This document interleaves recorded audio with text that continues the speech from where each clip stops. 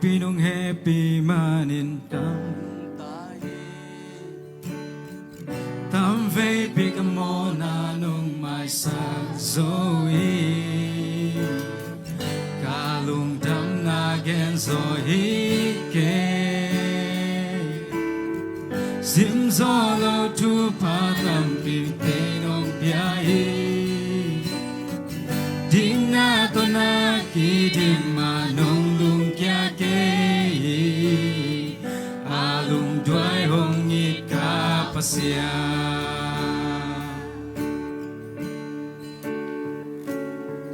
Avang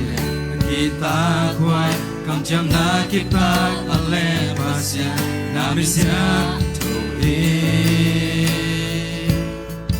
atuma zata kwai nong ina akang kipi nang kong dia sakit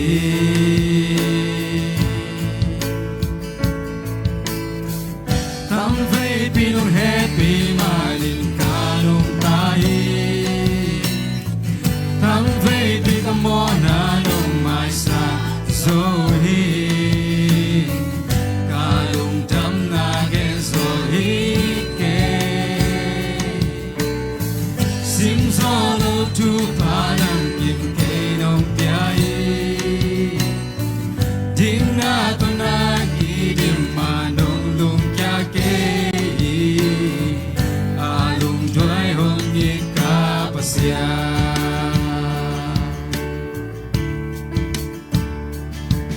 tu ne nong chin nong ke nong wai mai ni chang ka tung ni nang tung lo Nalesa lung kam na te aksana ke pel panong honkia to pa to pati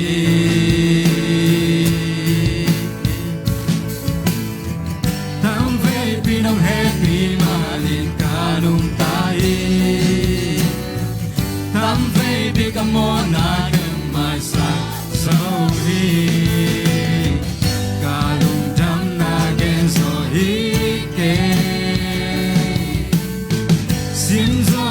tu panang kim ke nong piai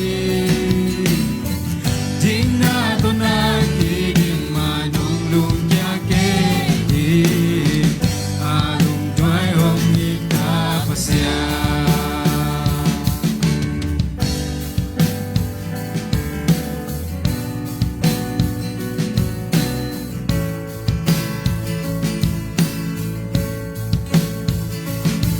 nung te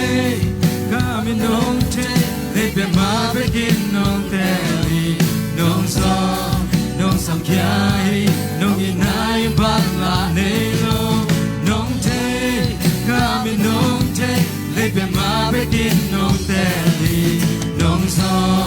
Nong sam kiai Nong inay batla nelo Nong te Kami nong te Lepe ma begin nong teli Nong so Nong sam kiai Nong inay batla nelo Nong te Kami nong te Lepe ma begin nong teli Nong so Nong sam kiai Nong inay batla nelo Tam vei pinong happy manin kanong tahi Tam vei pigamona nong mai sa Zoe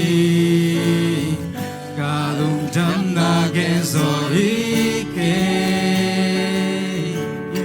sim zono tu panam kim ke nong piai ding na to na ki dim manung lung kya ke alung dwai hong ni ka pasya alung dwai hong ika pasya alung dwai hong ika pasya ko pamin tanang ang yatin